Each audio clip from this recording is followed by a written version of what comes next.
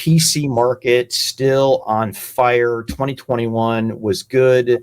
2022 looks positive as well. The media loves tragedy, Pat.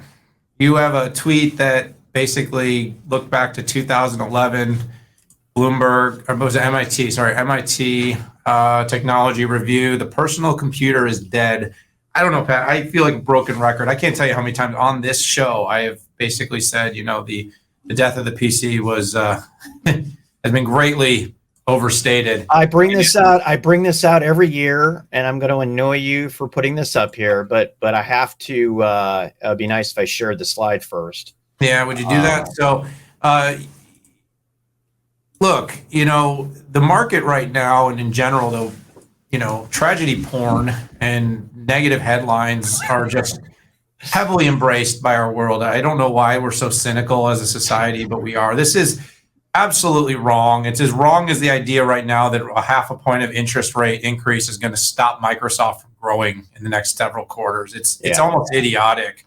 But of course, it does manipulate things in the right direction. So, sentiment's important. We don't, anyways, I won't do a market diatribe right now, but here's what's happening, Pat, right? Last year, we heard endless things: semiconductor shortage, chip shortage. We increased our ability to produce chips by 20%, despite all the shutdowns, COVID, the ships at the ports. 20% more chips were produced last year than the year before. And, so we were able to increase production. But what we haven't been able to fully appreciate is just how much demand is actually out there for devices. So we saw in 21, Pat, and this is Canalys data in the fourth quarter, 341 million shipments of PCs. That's up from 290 in 2020 and 249 in 2019. Pat, you've got a massive uptick. We were seeing almost 100 million increased shipment units in the course of 2 years. You're seeing strength in this space. You're seeing a Lenovo rise to be the number one vendor in the fourth quarter. In Apple falling to 4, by the way. But you got Lenovo, HP, you got Dell, Apple, and Acer. And I don't know, man. I just, it's almost like beating a dead horse. But I don't know how many times we have to tell the market that the demand for PCs hasn't slowed. And, listen, go ahead. No. I here's what I understand. 10 years ago, PCs were boring. They were thick and chunky and got 3 hours of battery life. And the iPad looked like the most amazing thing on the planet. It had an app store. It was thin. It got 10 hours of battery life actually using the thing, even more on video.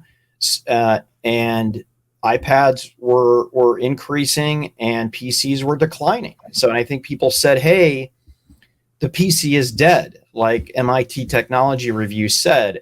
What they didn't quite think about is what the reaction of the PC industry was, and that was to essentially take the positive attributes of an iPad, which is 10 hours of battery life, touch screen with a app store, and make it thin, and then everybody jumped on it. So it was very easy for me to see what happened. In fact, even Apple went on an apology tour. Tim Cook went on his apology tour 4 years ago and essentially apologized for what a terrible job that they had done in with their Macs, and they were doubling down on the investment. And I think we're seeing the fruits of that investment today with the new M1 processor, the new designs for those. And I think we're going to see some pretty cool stuff in the future out there. And then COVID hit, right? And we realized, hey, I can't do all this stuff on an iPad.